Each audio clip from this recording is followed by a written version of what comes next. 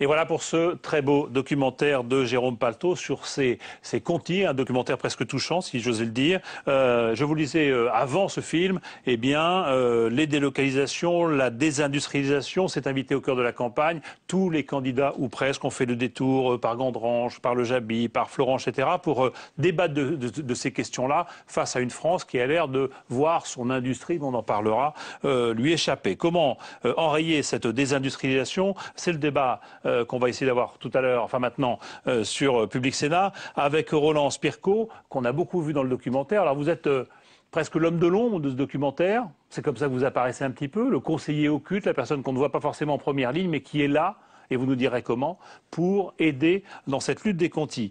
En face de vous, Jérôme Palto, le réalisateur, et puis Jean-Henri Lorenzi, vous êtes président du Cercle des économistes, je suis professeur à Dauphine. Et professeur à Dauphine. Et on vous dit quoi? Vous êtes proche de François Hollande, on dit ça? Oui, mais enfin, ça n'a pas un grand rapport avec le sujet. Là, on parle d'économie. D'accord, ben, l'économie, c'est jamais si neutre que ça. Alors, on va parler de tout ça et on va commencer avec Jérôme Palto, puisque vous avez fait ce choix de faire ce documentaire. Comment c'est venu cette idée? Parce qu'en fait, c'est quoi? C'est tout bête, vous habitez en face des Conti, vous? Alors moi j'habite le village de Clairoy, effectivement. Mon métier de réalisateur m'a amené à faire pendant 25 ans des films d'entreprise. Je connais assez bien le milieu de l'industrie, un milieu que j'ai appris à apprécier. Et puis le matin du 11 mars, je passe devant l'usine, j'ai la radio dans la voiture qui annonce la fermeture, et à travers ma fenêtre, je vois comme à travers un écran de télé finalement, les ouvriers assemblés devant l'usine autour d'un feu de pneus. Donc ça a été le début de ma démarche documentaire pour faire ce film. Alors je précise que Christian Estrosi, l'ancien ministre de l'Industrie, et puis Alain Rousset, l'homme qui auprès de François Hollande s'occupe des questions de production, d'industrie, d'agriculture et de pêche, nous rejoindront tout à l'heure. Mais sur ce documentaire, comment ça s'est fait? Vous dites, je l'ai vu, ça m'a frappé, c'était une évidence, mais comment vous avez été accueilli par ces ouvriers de Conti qui étaient au début d'une aventure, sans le savoir d'ailleurs? Au début, je suis venu sur le conflit comme tous les journalistes, qui étaient d'ailleurs très très nombreux et qui ont beaucoup médiatisé le conflit. C'est un conflit qui a fait beaucoup parler de lui. La proximité aidant, bien sûr, j'ai pu rester plus longtemps que les journalistes, approfondir un peu plus le travail documentaire. Je ne travaillais pas non plus dans l'urgence, c'est-à-dire que je n'étais pas obligé de diffuser le soir ce que je tournais le matin.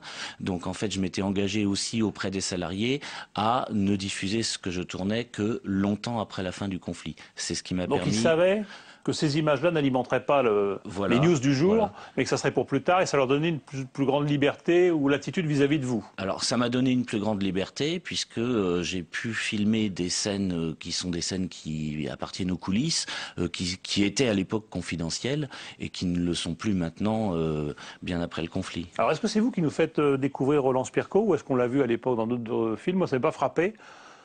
Moi, je l'ai découvert quand il est arrivé sur le conflit aussi.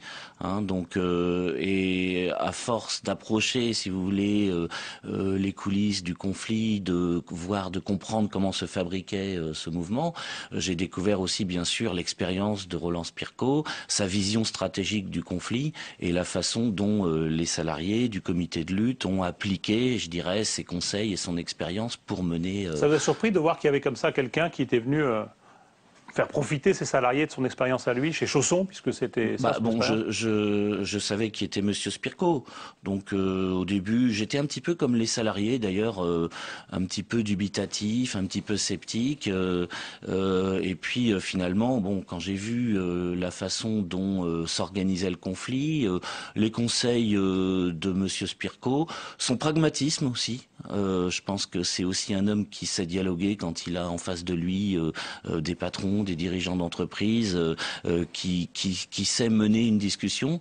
Et son rôle est évidemment très important. Il a fait avancer les choses de façon très concrète. Alors, on va parler de ça et d'un petit peu de la façon dont vous avez vécu ou suivi ce documentaire. Mais on va revenir déjà sur une première séquence qui est très forte, qui est celle de cette fameuse lettre de licenciement, puisque c'est de là que tout démarre.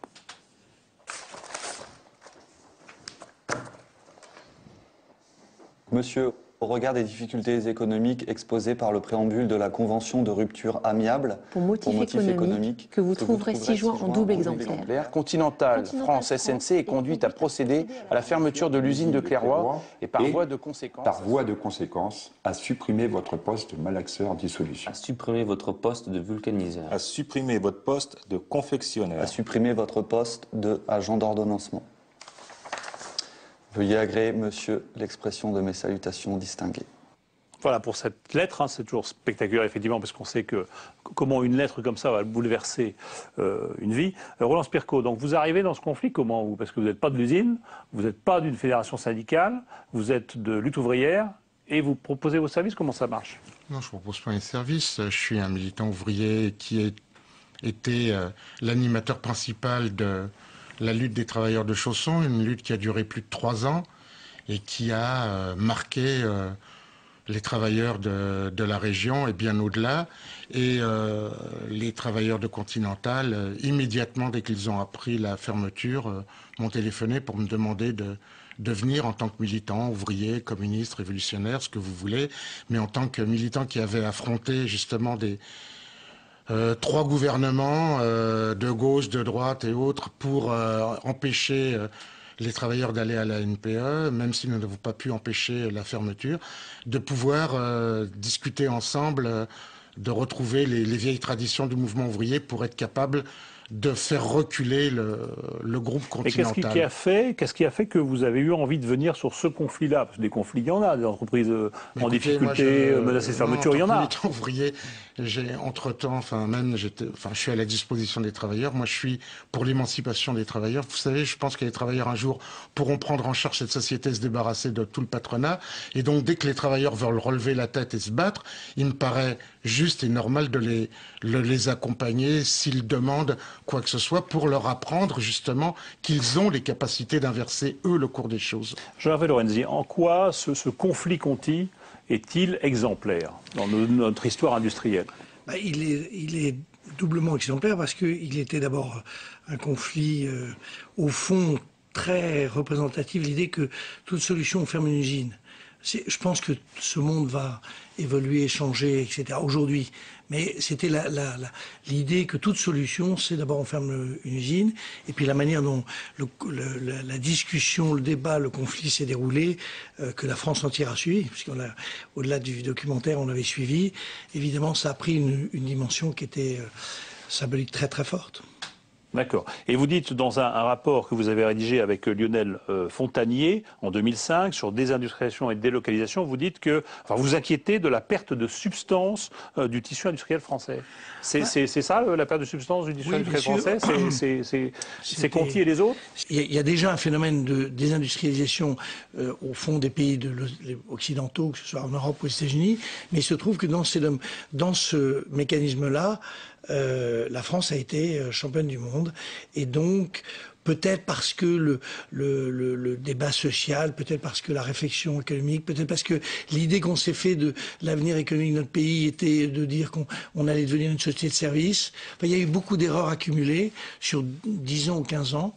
Et, il faut qu'on a un peu tourné le dos à notre industrie, si je puis dire. On n'a pas un peu, on a complètement par tourné le dos. Parce notamment, que, en gros, si on reprend les chiffres, on est passé en population active de un peu plus de 20% à un peu moins de 15% en simplement quelques années, alors que d'autres pays, notamment comme l'Allemagne, qu'on cite toujours, ont vu leur population augmenter. Mais même les autres pays européens, aucun n'a connu ce phénomène de perte de substance, ce phénomène très caractéristique. Alors, est-ce que c'est l'absence je sais pas, il y a beaucoup de tas de raisons, peut-être l'absence de dialogue social, mais cette brutalité, elle est unique. Roland Spirko. Oui, moi, ce que je voudrais pas me payer de mots, mais vous comprenez, à travers l'histoire de Continental, c'est l'affaire de multiples entreprises qui connaissent les mêmes problèmes, en particulier même dans l'automobile. Continental, s'ils ont fermé avec une direction allemande, mais une direction internationale, avec l'aide des banques et de tout maelstrom autour qui les a accompagnés, ça a été simplement pour augmenter des profits. En particulier là, pour payer l'achat d'une entreprise qui avait été faite sans payer le moindre centime. Et on a fermé cette entreprise pour permettre aux actionnaires qui faisaient déjà d'énormes profits, de pouvoir récupérer les 12 milliards qui avaient été mis par le groupe Schaeffler pour rattraper cette entreprise. C'est ce qu'on appelle un licenciement boursier, c'est comme ça qu'on peut le qualifier. C'est un licenciement, mais non, parce que je voudrais dire 2 mots après par rapport à PSA, par rapport à l'industrie automobile, c'est la même chose. Là, en 3 ans, le groupe Continental, aujourd'hui, a pu générer cette année 1,4 milliard d'euros, a pu se désendetter de 5 milliards d'euros qu'il avait justement dans les caisses depuis 2009. Et c'est-à-dire qu'ils ont plus les profits de l'année dernière en 3 ans. À travers cette réorganisation, en ayant fermé d'ailleurs une usine en Allemagne et d'autres usines en France, ils ont pu générer presque 7 milliards de profits sur le dos des travailleurs. Et c'est la même chose pour le groupe PSA, parce que ce qui est arrivé aux travailleurs de Conti, il faut que ça serve de leçon pour tous les autres travailleurs. Les travailleurs de PSA aujourd'hui sont confrontés à quoi? À une fermeture annoncée de l'usine d'Aulnay, de l'usine de Sevel-Nord et de l'usine à Madrid.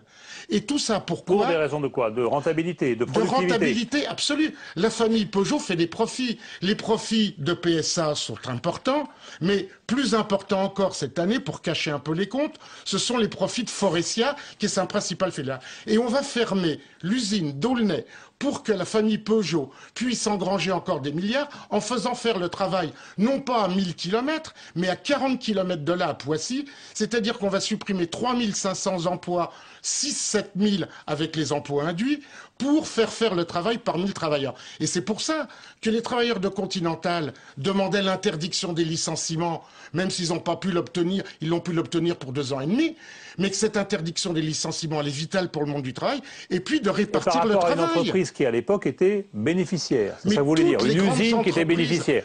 PSA est largement bénéficiaire, Michelin est bénéficiaire, toutes ces entreprises sont bénéficiaires, mais il faut justement prendre sur les profits pour interdire les licenciements et répartir le travail entre tous. Sur l'affaire des Conti, justement, Jérôme Palto, est-ce que le fait d'être faire partie d'une entreprise, d'une usine en tout cas, qui visiblement fonctionnait pas mal, est-ce que c'est le fait d'avoir fait des sacrifices avant, en acceptant de revenir aux 40 heures, je crois, au lieu des 35 heures? Est-ce que c'est tous ces sacrifices-là qu'avaient fait les salariés qui les a poussés vraiment dans la rue, en voyant cette injustice-là qui était celle de les licencier, de fermer le site? Probablement, oui. Ils en parlaient de ça, cet effort pour eux? Oui, bien sûr, ça a été le déclencheur. C'est d'ailleurs ce qui a fait que dès le premier jour, tous les médias ont été présents sur le site, parce que c'était un conflit symbolique. C'était le travailler plus pour gagner plus qui avait été battu en brèche, parce que c'était la première usine de France à être retournée aux 40 heures. Ils avaient l'impression d'avoir joué le jeu et d'être en quelque sorte trahi. Et ils ont eu ce sentiment de trahison, ce qui a fait que le conflit a pris aussi cette force et cette puissance. Alors, jusqu'où? Parce qu'on voit des images, on voit que vous avez filmé à peu près tout ce que vous avez voulu. Est-ce qu'il y a eu des moments de censure? Est-ce que, par exemple, quand il y a eu le saccage de la préfecture d'Amiens, là, on vous a demandé de ne pas filmer? D'ailleurs, de Compiègne, pardon. Oui. Vous montrez des images en noir et blanc, d'ailleurs. Oui. Avec un effet de trucage pour pas qu'on identifie les gens. C'est un choix de réalisation que j'ai fait au montage parce que je voulais éviter le floutage un peu classique, voyeur. Bon, en solarisant les images, on voyait plus rien, donc comme ça, il n'y avait pas d'équivoque possible. Non, j'ai pas été censuré. Bon, il y a eu quelques moments où, à cause du stress, on m'a dit bon, arrête, mais bon, c'était pas des moments importants, c'était pas des moments que je pouvais ne pas refaire un peu plus tard, voilà. Donc en fait, j'ai eu quand même toute liberté. Une confiance des salariés à votre égard. Voilà, c'est ça. Dans ce qu'était leur conflit à vous, puis après, au bout d'un moment, j'imagine qu'on fait partie des meubles, on est là, on est associé au truc. Oui, c'est vrai. C'est ce qui fait aussi, je pense, l'intérêt du film, c'est qu'on a devant nous des gens qui jouent. Enfin, on est à mi-chemin entre le documentaire et la fiction, sauf que c'est pas de la fiction, c'est du réel. Ce sont des vraies personnes qui vivent devant la caméra.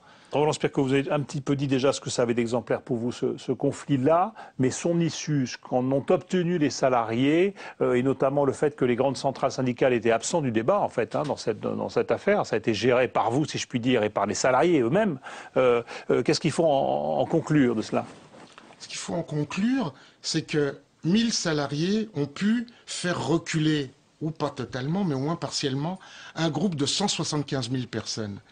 On peut imaginer aujourd'hui, quand on voit depuis 2009, 1000 chômeurs de plus par jour, 1000 entreprises fermées, c'est-à-dire une entreprise par jour. Et ça continue. Ça prouve que le monde du travail, quand il ne fera pas confiance aux uns ni aux autres, mais en ses propres forces, a les capacités, justement, d'interdire cette course folle à la misère. Parce que derrière les licenciements comme ça annoncés, ce n'est pas des chiffres, ce sont des femmes et des hommes qui tout d'un coup se retrouvent privés de rien. Et il faut dire que... Privés de tout en l'occurrence. Oui, mais enfin, excusez-moi, privés de tout, qui n'ont plus aucune ressource au bout de 23 mois de chômage, qui se retrouvent dans le désespoir le plus absolu. Et cette situation, elle n'est pas fatale. Et ils ne doivent pas, justement, faire confiance aux uns et aux autres. Moi, je regrette, je tiens à dire quand même une chose. On devait discuter avec monsieur Estrosi, qui a été ministre de l'Industrie pendant cette période de désastre. Il n'a pas voulu, très bien. Et il a peur peut-être d'une certaine confrontation directe avec les victimes de sa politique.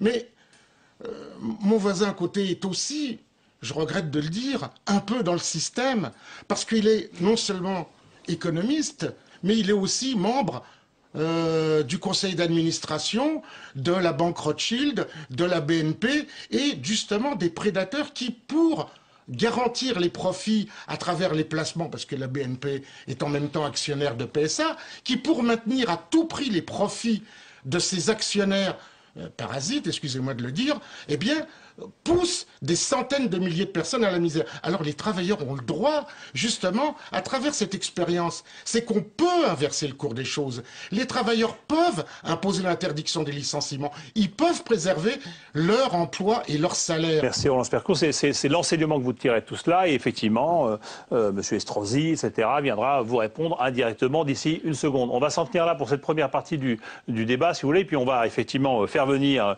laisser rentrer M. Estrosi, M. Rousset, et élargir un peu le débat à ce qu'il est convenu d'appeler l'attitude à avoir face à cette désindustrialisation de la France ou à ces questions d'industrie. Merci à vous. Et on va revenir un petit peu sur le documentaire avec un nouvel extrait. Là, il s'agit de voir justement ce que... Puisqu'on parlait d'injustice, puisqu'on parlait un petit peu de du sacrifice qu'avaient fait ces salariés en acceptant les conditions qui étaient celles de leur entreprise, en espérant avoir comme ça leur emploi maintenu et préservé jusqu'en 2012, et comment effectivement ils avaient mal vécu le fait que du jour au lendemain, en 2009, 2008, on leur apprenne que c'était terminé. Donc on va écouter ce qu'a dit à l'époque Nicolas Sarkozy et comment les salariés, on le disait à l'instant, se sont ensuite organisés seuls, en dehors des instances fédérales des grandes unions ouvrières, pour leur combat. Moi, j'ai pas été très content de l'attitude continentale. Parce qu'ils ont pris des engagements dans la vie, on tient ces engagements. On a su bien expliquer aux gens, on ne fuit pas. Et je ferai en sorte qu'ils respectent leurs engagements. La veille de la manif, on avait négocié 2 personnes pour aller à l'Élysée de chaque syndicat. Comme de par hasard, les téléphones sonnent dans tous les locaux syndicaux ici, où tu as chaque confédé ou chaque fédé qui appelle les délégués. Ils voulaient absolument aller à l'Élysée et évincer un de nous.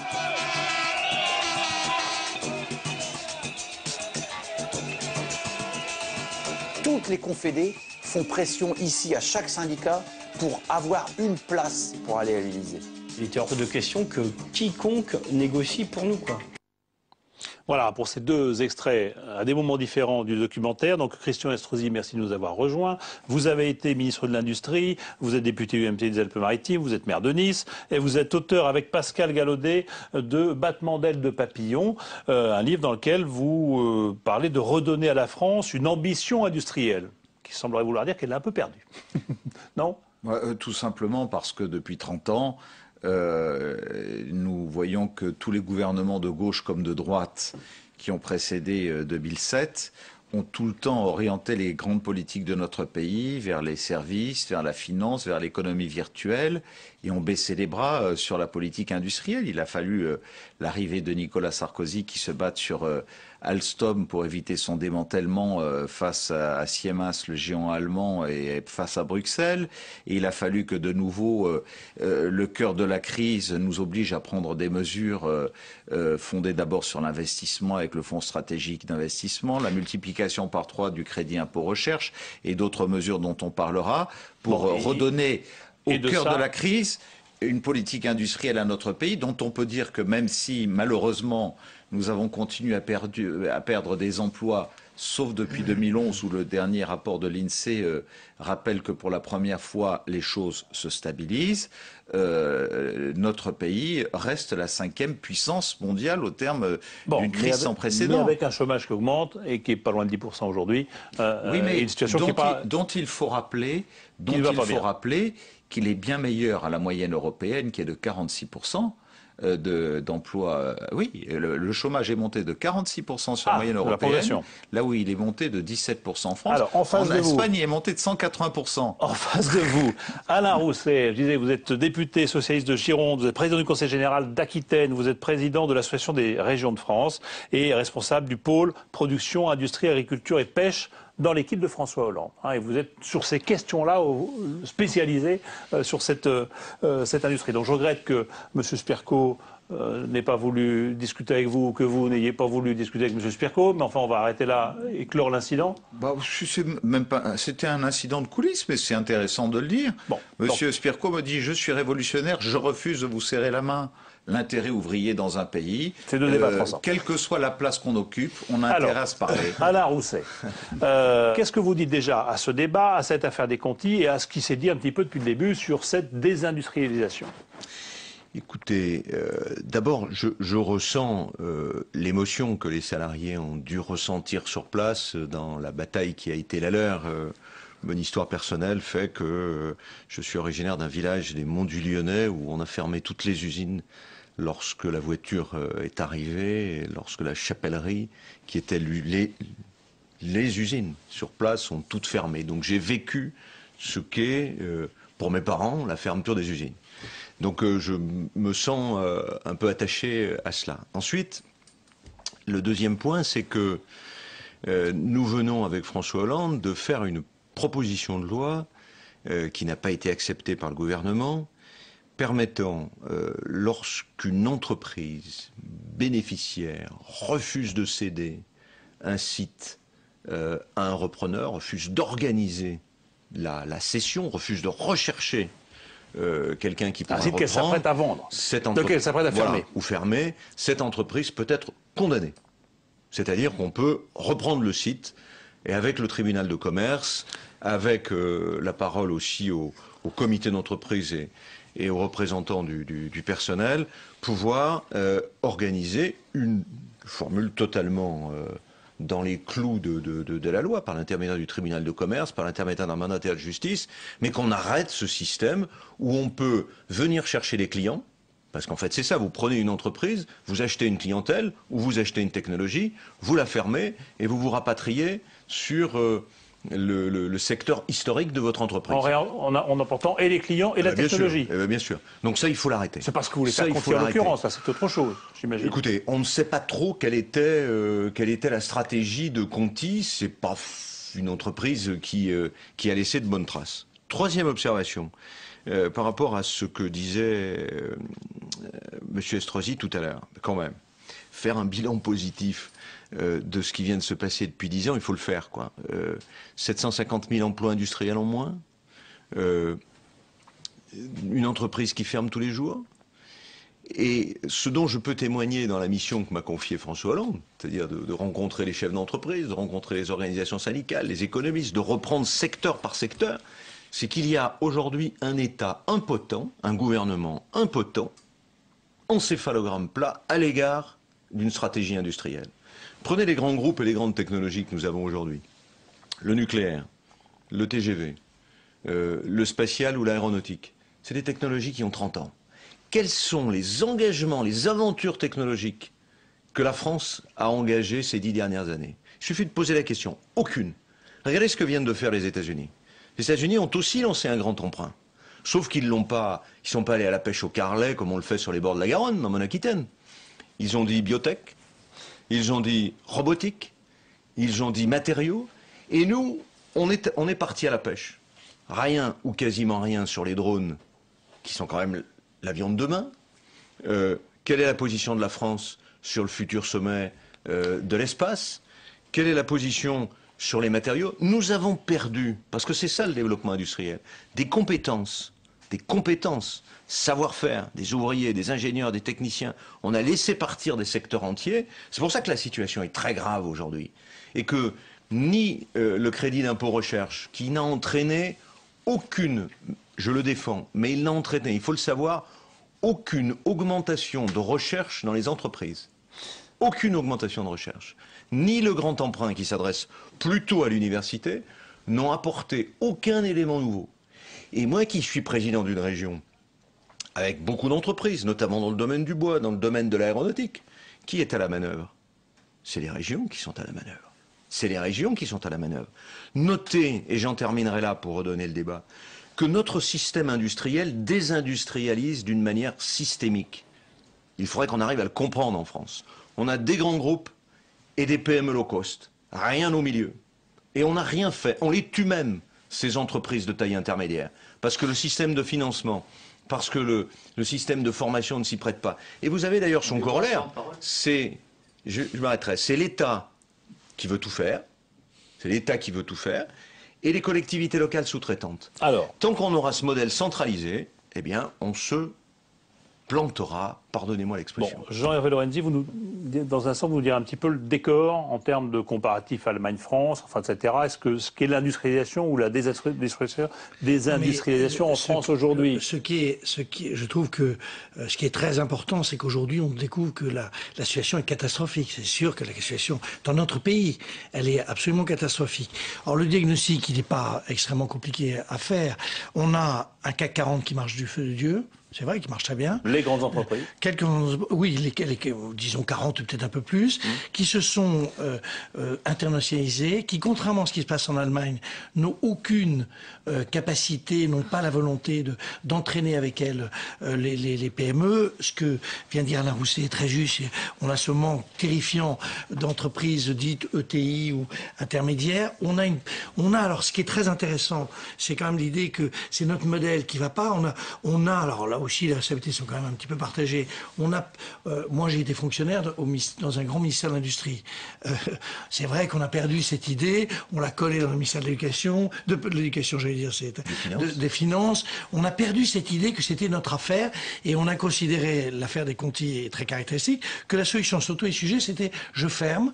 Et dernier aspect, on n'a pas d'ambition dans quelques secteurs forts. Il y a les biotech. On a par exemple une industrie pharmaceutique qui était très forte. Deuxième exportateur au monde. Aujourd'hui, il y a Sanofi, numéro 1 mondial, le reste, pas grand-chose.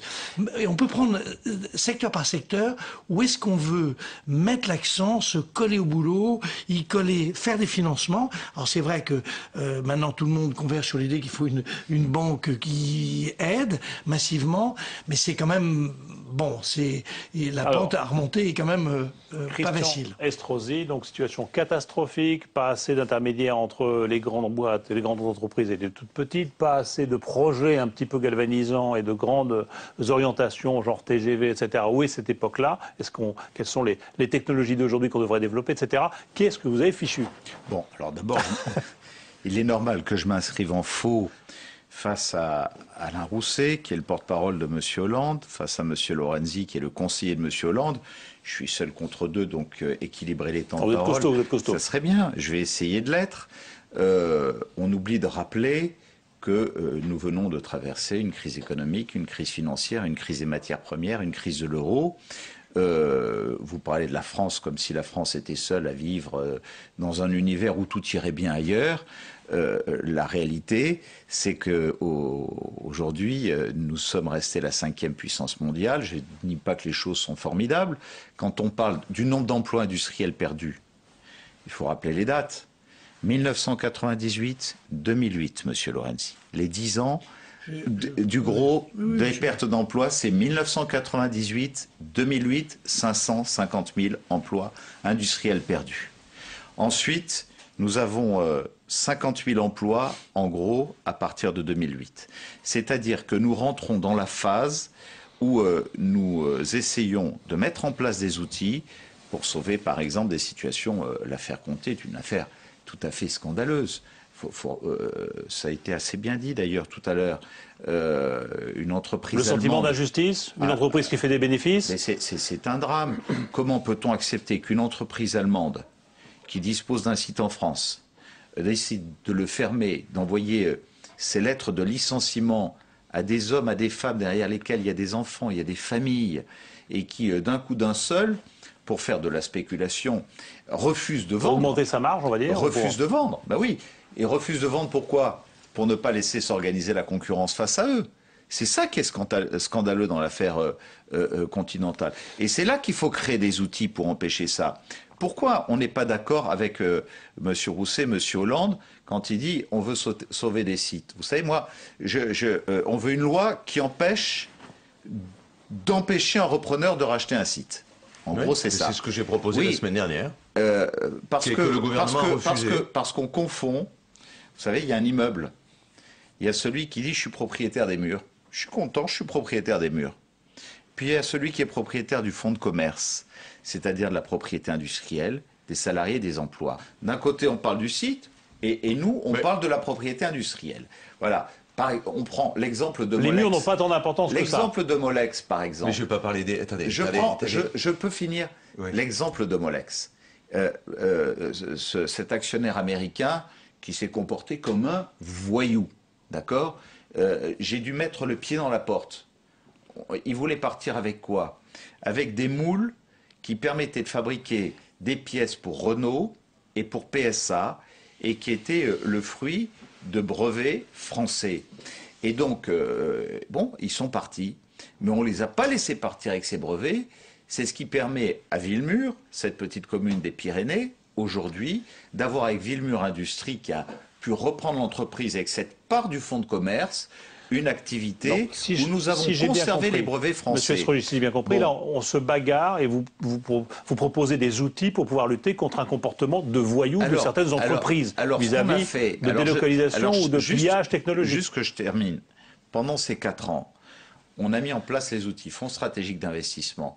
Vous savez, quand dans la vallée de l'Arve, sur le décolletage, les Chinois voulaient racheter dans des entreprises en difficulté financière, mais saines, les brevets de ces roulements à billes intelligents. On a mis les fonds souverains de l'État dans le capital de ces entreprises pour ne pas laisser les Chinois piller ces brevets. Et lorsqu'elles sont revenues à flot, elles ont repris leurs billes et elles sont restées françaises. C'était déjà du protectionnisme français que nous faisions quelque part. On a compris. Et je pourrais prendre sur l'automobile. Oui, mais l'automobile, pardon, il n'y aurait plus aujourd'hui d'industrie automobile française si nous n'avions pas mis 6 milliards d'euros de prêts pour protéger PSA et pour protéger Renault, qui d'ailleurs nous les ont remboursés avec 650 millions d'euros d'intérêts pour le contribuable français. La réalité, elle est là. Et je peux vous parler des 1 milliard 500 millions d'euros de la prime à la casse qui a soutenu aussi l'activité industrielle française. Monsieur Rousset n'est pas tout à fait d'accord avec ce que vous venez de dire et il a l'impression qu'il a le même projet. Écoutez, j'ai déposé avec François Hollande... Sans compter que nous avons soutenu ensemble, Monsieur Rousset, des pôles de compétitivité, y compris dans votre région. Ne mélangez pas tout. Ah non, c'est la politique d'innovation que nous avons signé ensemble des contrats. Est-ce que je peux aller jusqu'au bout de l'argumentation parce que vous avez tout embrouillé là. Premièrement, proposition de loi pour dire si le propriétaire d'une entreprise, et je ne parle pas des murs, bien entendu, je parle des actifs industriels, c'est-à-dire des fours, mais bien sûr que non. Dans votre loi, c'était les murs. Il faut qu'on oblige à avoir un repreneur, parce que comme je le disais tout à l'heure, Monsieur Estrosi a repris mon argumentation. Ou en tout cas qu'on oblige à céder s'il y a un repreneur crédible. C'est ça que ça veut dire. Voilà, avec le tribunal qu'on puisse pas dire je ferme, je m'en vais. Donc le gouvernement l'a pas accepté. Le gouvernement l'a pas accepté. Je ne comprends pas pourquoi maintenant. Monsieur Estrosi dit voilà ce qu'on a fait. Deuxième observation sur le fonds stratégique. Heureusement qu'on a mobilisé un peu d'argent des participations de l'État, un peu d'argent de la Caisse des dépôts. Pas d'argent nouveau dans le FSI. Pas d'argent nouveau. Heureusement, à un moment donné, Nicolas Sarkozy voulait tuer la Caisse des dépôts. Troisième observation sur l'automobile. Moi, je voudrais bien savoir ce qu'ont fait nos représentants chez Renault. Parce que, quelle a été la stratégie de Renault? On emmène la construction en Roumanie. On emmène la construction de la Clio, je ne sais plus, je crois que c'est en Tchéquie ou en Slovaquie.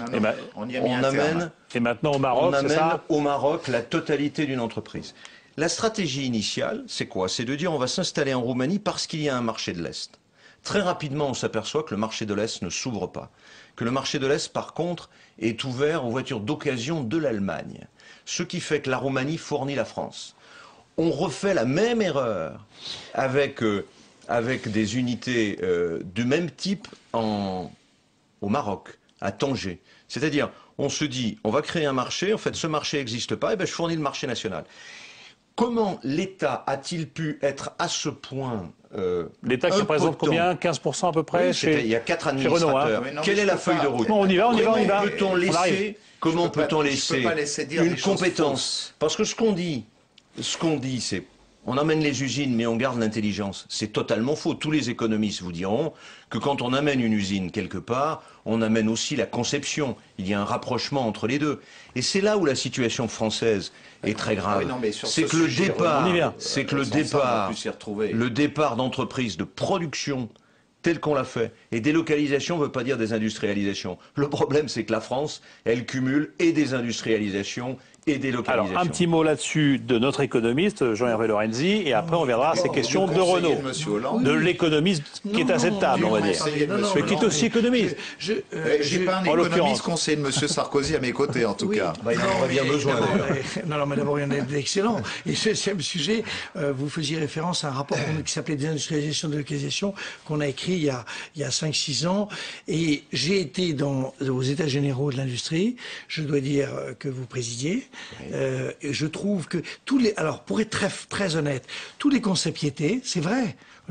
Moi j'ai été très content d'être dans ces états généraux. Le sujet c'est que on commence à prendre conscience des difficultés. Vous y avez joué un rôle, hein, moi les états généraux, j'ai trouvé que c'était tout à fait intéressant, mais honnêtement, au jour d'aujourd'hui, on est au tout début, on est quand même, et alors, deuxième aspect, c'est clair qu'il faut, ça là-dessus, je suis tout à fait d'accord avec Alain Rousset, ça n'a aucun rapport avec la politique, je suis convaincu qu'il faut mettre massivement les régions dans le dispositif, si on n'y arrivera pas, parce que l'État, aujourd'hui, n'a pas est trop centralisé, n'a pas une conception suffisamment stratégique de ces sujets.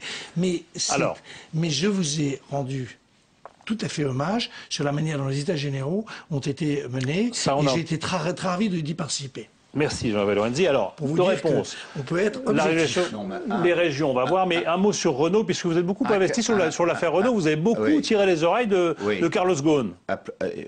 Quand il a choisi de délocaliser, en tout cas de produire au Maroc, et il le fait. Je dis très clairement, Alain Rousset, d'abord, je pense que nous partageons la même chose sur l'opinion que nous avons du président de Renault. Qui est quelqu'un qui ne respecte aucun de ses engagements. Je le dis, voyez, très sereinement.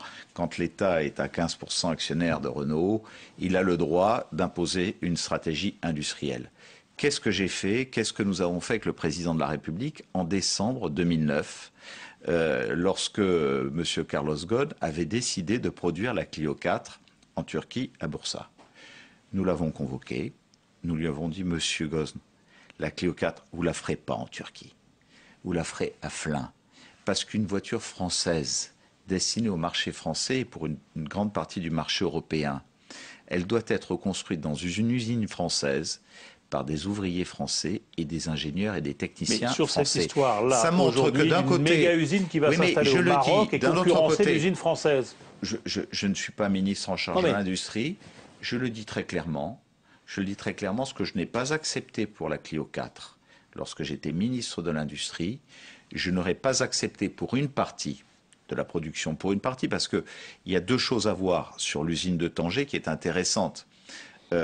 Permettre au marché moyen-oriental, ce n'est pas de la délocalisation, de produire des véhicules pour le Moyen-Orient, c'est de la localisation. Ce qui me choque dans cette usine, c'est qu'une part de ce qui sera produit là-bas, qui représente à peu près 10%, reviendra pour être revendu en France et en Europe. Et pour cette part, c'est de la délocalisation. Ça me choque. J'aurais été ministre de l'Industrie, je ne l'aurais pas laissé faire. Je le dis très clairement, comme je n'avais pas laissé faire pour la Clio 4. Mais comment? Quels sont les moyens pour empêcher une entreprise comme Renault de faire ces choix-là? Quand on a 15% et qu'on siège au conseil d'administration, on peut intervenir. Moi, ce que je propose, c'est quoi? C'est que ce ne soit plus un représentant de l'administration du ministère qui siège au conseil d'administration, que ce soit le ministre lui-même. Ça, c'est une chose. Maintenant, si on peut parler des états généraux de l'industrie en un mot, 23 mesures ont été arrêtées, présentées chez Eurocopter. 19 d'entre elles ont été mises en œuvre, et notamment les relations donneurs d'ordre sous-traitants, dont j'ai le guide contractuel ici. Ça devient compliqué. On est tout à fait à la fin. Vous parlez de la banque publique. 21e mesure des états généraux de l'industrie. On est en train de la mettre en œuvre. 21e mesure. On en a quand même mis 20 aujourd'hui. La 21e, c'est celle-là. 23e mesure livrée par l'industrie, qui consiste à déplacer une part de l'épargne des Français qui est sur l'assurance vie pour financer l'industrie et notamment l'innovation. Et lorsque M. Rousset dit on ne va pas sur les intérêts stratégiques, pardon, vous avez dit vous-même Sanofi Aventis, on a mis 150 millions d'euros sur le fonds biotech.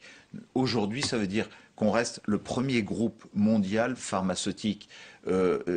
Dire que nous n'avons pas... on est à la fin du débat. Je vous propose juste d'écouter une phrase. Je vous propose d'écouter une phrase de Mathieu. On l'écoute et ça sera votre conclusion. Tu arrives à penser que Continental, il va balancer à peu près 200 millions d'euros dans le plan social.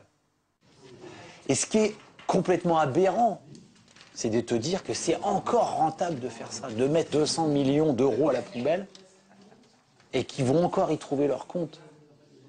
Allez, je signe mon licenciement. Voilà, et on finit par signer un licenciement. Un mot de conclusion quand même là-dessus, parce que sur ce côté un peu désabusé des salariés, quand ils voient ça à l'arrivée, ils ont l'impression d'avoir joué le jeu, ils se font avoir, enfin c'est le sentiment qu'ils en ont à l'arrivée, avec une entreprise qui paye très cher, mais pour laquelle ça vaut encore la chandelle que de faire ça. Ils se disent, mais c'est quoi la logique? On délocalise, on perd beaucoup de sous, mais ça fait rien, on en tire de bénéfices. Qu'est-ce qu'on dit à ces salariés qui voient ça et qui voient, excusez-moi, mais régulièrement, au gré des campagnes électorales, des hommes politiques qui viennent s'occuper d'eux, qui défilent à Gandrange, à Florange, enfin, etc., dans toutes ces entreprises pour les voir et qui se demandent un petit peu à quoi ils servent. Moi, je crois à une politique industrielle, au retour d'une politique industrielle qui est affaire de volonté, d'outils. Une politique industrielle, c'est trois choses. C'est anticiper ce que le gouvernement actuel n'a pas su faire, quelle filière technologique, quel territoire, Ensuite, c'est diversifier. Diversifier parce que les colosses au pied d'argile, à un moment donné, s'effondrent. Il faut diversifier les territoires, diversifier les activités en les accompagnant des entreprises. Il faut ensuite innover. Innover avec des moyens et observer cette innovation, accompagner cette innovation. Ensuite, je pense par rapport aux situations en situation difficile. La loi que nous avons proposée avec François Hollande, on la reproposera. Parce que c'est un moyen de tenir aussi celle qui n'a pas été adoptée, ceux qui sont uniquement des prédateurs. Il faut peut-être d'ailleurs, en entendant ce que disait le syndicaliste, qu'on durcisse un certain nombre de coûts de fermeture s'il n'y a pas de reprise. Parce que là, c'est une arme. Il faut peut-être qu'on aille un peu plus vite pour solutionner un problème, trouver un repreneur, mais en tout cas... être plus éthique, être plus moral, et que l'État se dise, il y a eu un nouveau partenariat à faire entre le monde public et le monde privé. Pas le coup de fil à mon copain de Bretagne pour qu'il reprenne le Jabi. C'est pas ça une politique industrielle. Une politique industrielle, c'est une affaire de stratégie. La France n'a plus d'outil national de stratégie industrielle. Et vous dites qu'il faut la reconstruire. Merci messieurs. Merci d'être venus participer à ce débat parce que vous aviez conclu. Il a conclu à son tour après cette phrase-là. Merci Christian Estrosi. On n'a plus le temps. On n'a plus le temps. On n'a plus le temps. Pour dire comment nous allons nous engager. Vous venez de dire plein de choses. Donc pour dire notamment qu'aux frontières européennes, nous allons exiger que dans le commerce international, que vous êtes aux affaires, dans le commerce international, vous n'avez rien fait. Ceux qui ne respectent pas les mêmes règles environnementales et les mêmes règles sociales que les nôtres devront, parce que il en va de la compétitivité de la production industrielle de la France, s'aligner sur notre modèle. Merci messieurs, merci monsieur Rousset, merci Christian Estrosi, merci Christian Estrosi, merci monsieur Rousset, merci d'avoir débattu. Restez là, on s'en tient là pour ce premier débat, il y en aura d'autres sur ces questions d'industrialisation, mais merci d'être venu en parler sur Public Sénat dans une configuration un petit peu perturbée. Et merci Aurélie Dafas d'avoir préparé ce débat. Et dans une semaine, on parlera de diversité au sein de la politique avec un beau documentaire sur Gaston Monnerville. Voilà.